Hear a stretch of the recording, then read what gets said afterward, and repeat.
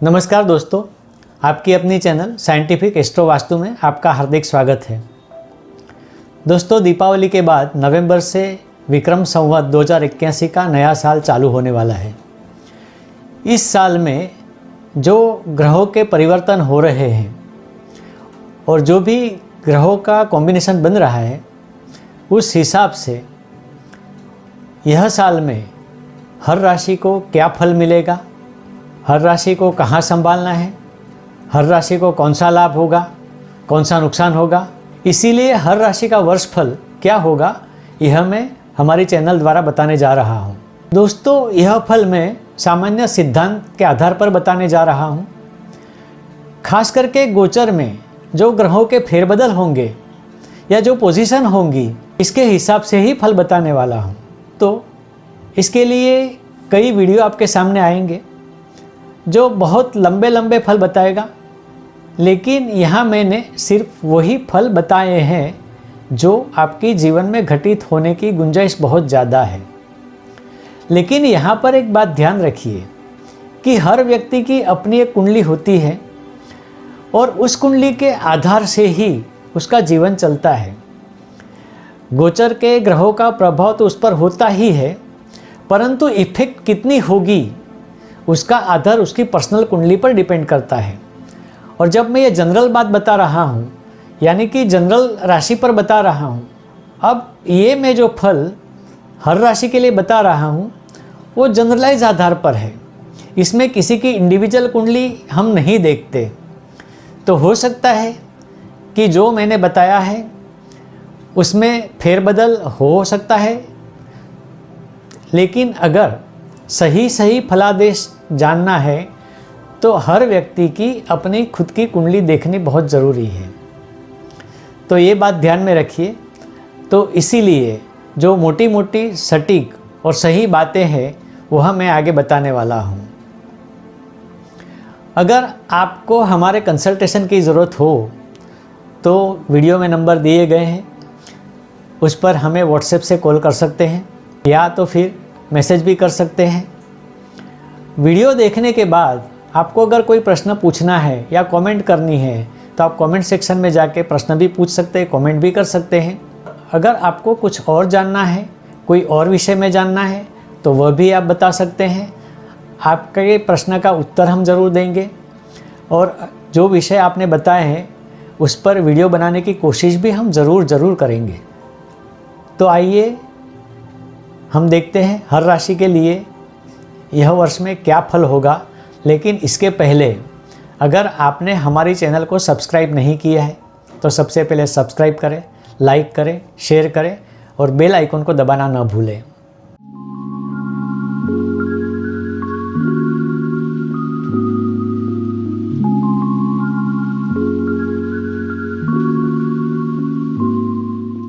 आज हम बात करेंगे कुंभ राशि और मीन राशि की। सबसे पहले देखते हैं कुंभ राशि के जातकों को इस वर्ष में क्या क्या फल मिलने वाले हैं। तो सबसे पहले तो इनको इस वर्ष में धन लाभ तो ज़रूर होगा, परंतु जितना धन मिलेगा उतना खर्च भी हो जाएगा। तो बचत में कुछ नहीं होगा तो इन्वेस्टमेंट भी कुछ नहीं कर सकेंगे। इसीलिए इनको इस वर्ष में खर्च की प्लानिंग करनी पड़ेगी, नहीं तो क्या होगा कि वर्ष में बीच बीच में कहीं इनको धन की कमी महसूस हो सकती है। परंतु अगर खर्च का प्लानिंग सही होगा तो साल भर में कभी भी फाइनेंशियल तकलीफ नहीं होगी।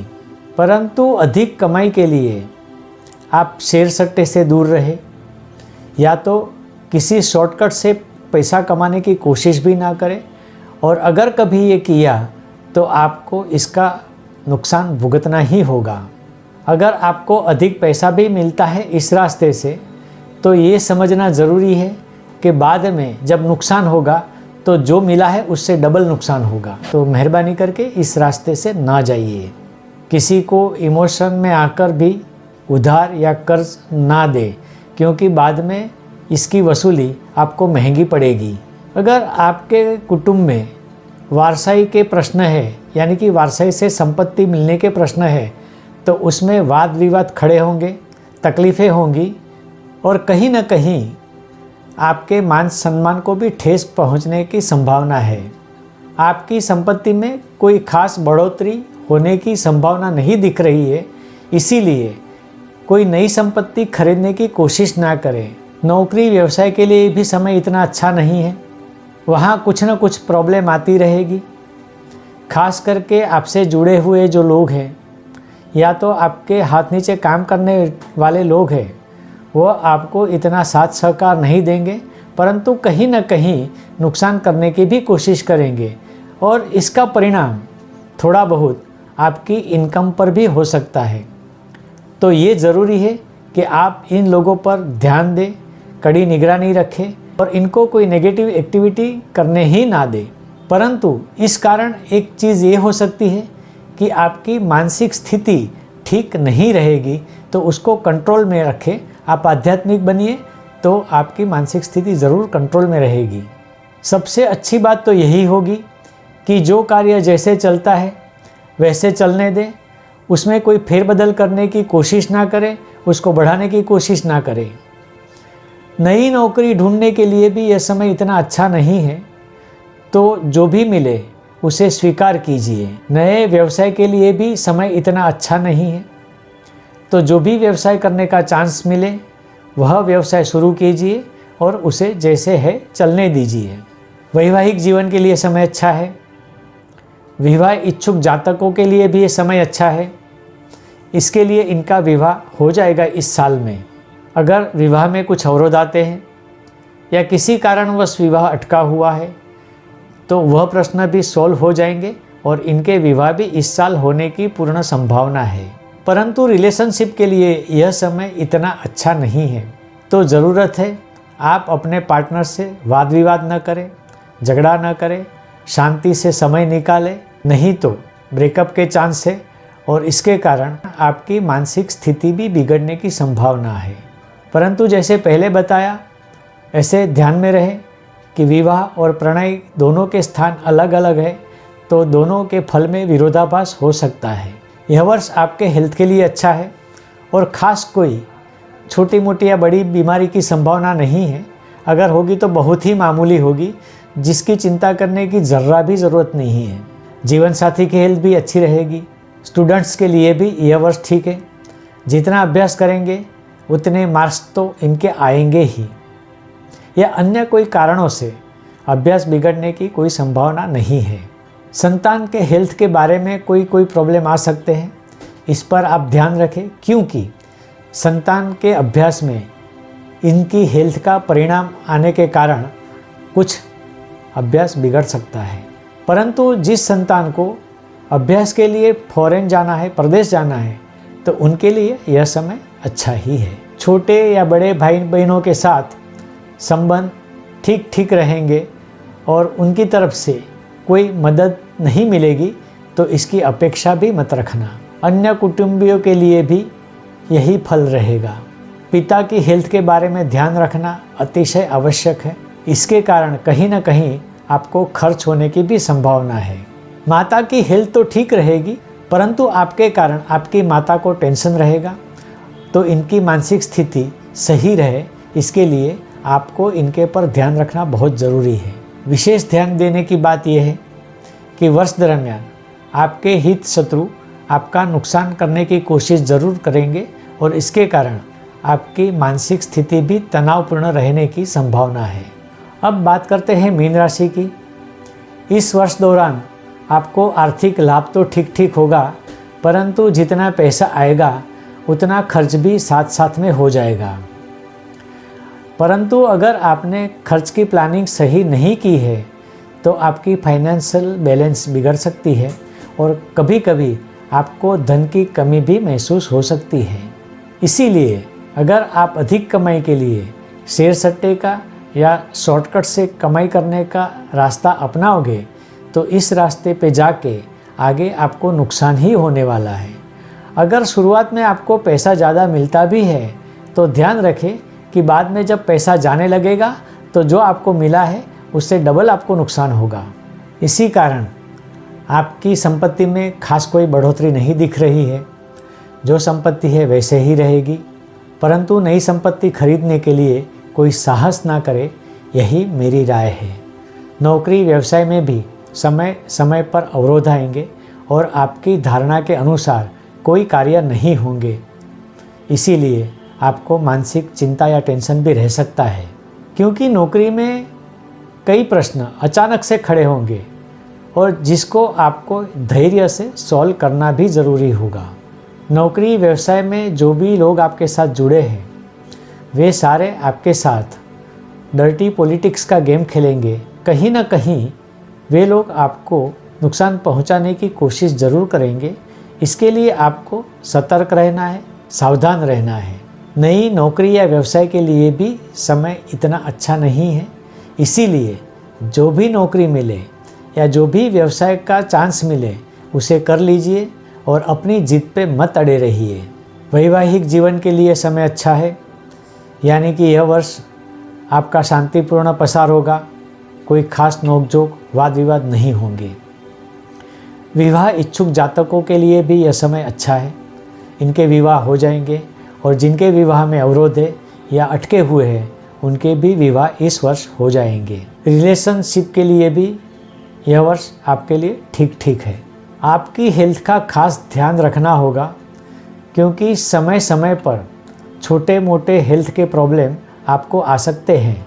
परंतु अगर आप हार्ट के मरीज़ हैं तो आपको ज़्यादा चौकन्ना रहना पड़ेगा, और अगर कहीं कुछ आपको लगा तो इसका चेकअप आप अवश्य करा लीजिए बिना समय गंवाए। कुछ विशेष परिस्थितियों में आपको कोई निर्णय लेना होगा तो ध्यान रखिए, अगर आपकी मानसिक स्थिति सही नहीं है या तनावपूर्ण है या आप टेंशन में हैं, उसी समय आप निर्णय नहीं कीजिए, क्योंकि अगर इस स्थिति में आप निर्णय करते हैं तो वो गलत हो सकता है। निर्णय आप सोच समझकर बिल्कुल आप रिलैक्स होंगे तभी लीजिएगा। मेरी राय तो यह है कि ऐसी स्थिति में निर्णय के लिए किसी और व्यक्ति का आप सहारा ले सकते हैं। जो व्यक्ति आपका हमेशा हित या भला चाहता है, ऐसी व्यक्ति अगर आपके ध्यान में है तो यह अवश्य कीजिए। एक और भी बात है कि आप जीवन साथी का सहारा भी ले सकते हैं इस बात के लिए। स्टूडेंट्स के लिए यह समय इतना अच्छा नहीं है। स्टडी में बार बार रुकावटें आने की संभावना है और इस कारण आपका स्टडी से ध्यान हट भी सकता है। इसीलिए मन को मजबूत करके स्टडी पर पूर्ण ध्यान दें और हो सके तो टाइम टेबल बनाओ, उसका चुस्त अमल करो और वैसे ही स्टडी करो। हो सकता है आपका परिणाम अच्छा ही आए। अगर आपका लास्ट ईयर है, यानी कि आपको डिप्लोमा डिग्री वगैरह मिलने वाली है, तो इस वर्ष में आप खास ध्यान दीजिए और जितनी हो सके कड़ी से कड़ी मेहनत करिए। मार्क्स अच्छे लाइए, परिणाम अच्छा लाइए, क्योंकि इसी पर आपका आगे का सक्सेस निर्भर करता है। एक चेतावनी है आपके लिए कि स्टडी से ध्यान हटाने के लिए कोई विजातीय पात्र भी हो सकता है, और अगर आपके जीवन में ऐसे किसी पात्र का प्रवेश हुआ तो आपकी स्टडी बिगड़ेगी ही, परिणाम अच्छा नहीं आएगा। और ये भी हो सकता है कि आपकी स्टडी बीच में ही अधूरी छूट जाए। तो इसके बारे में आप बहुत ही सावधान रहें, क्योंकि आगे आपकी कैरियर इसी पर ही निर्भर रहती है। संतान के बारे में भी यह समय इतना ठीक नहीं है। उनके प्रश्न आते रहेंगे और आपको ये सारे प्रश्नों को सोल्व करने के लिए कहीं ना कहीं श्रम करना होगा। शायद हो सकता है कि कुछ खर्च भी करना पड़े।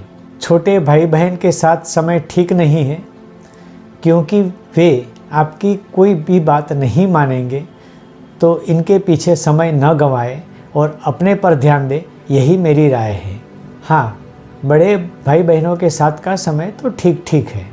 माता पिता के लिए कुछ खर्च के प्रसंग आ सकते हैं, तो यह आपको करना ही होगा। और इसीलिए पहले मैंने बताया था कि खर्च के लिए आप व्यवस्थित प्लानिंग कीजिए, और कभी आकस्मिक खर्च आए तो उसके लिए आपके पास बचत होना ज़रूरी है। कुल मिला के यह वर्ष आपके लिए तो अच्छा है, लेकिन जहाँ जहाँ मैंने चेतावनी दी है वहाँ उस चेतावनी का ध्यान आप ज़रूर रखें, ताकि आपका यह वर्ष और आने वाला समय अच्छे से अच्छा हो। तो आज के वीडियो में बस इतना ही। आगे आने वाले वीडियो का इंतज़ार करें। लेकिन अगर आपने अभी तक हमारी चैनल को सब्सक्राइब नहीं किया है तो सबसे पहले सब्सक्राइब करें, शेयर करें, लाइक करें और बेल आइकन को दबाना न भूलें और आने वाले वीडियो का इंतज़ार करें। तब तक के लिए नमस्कार।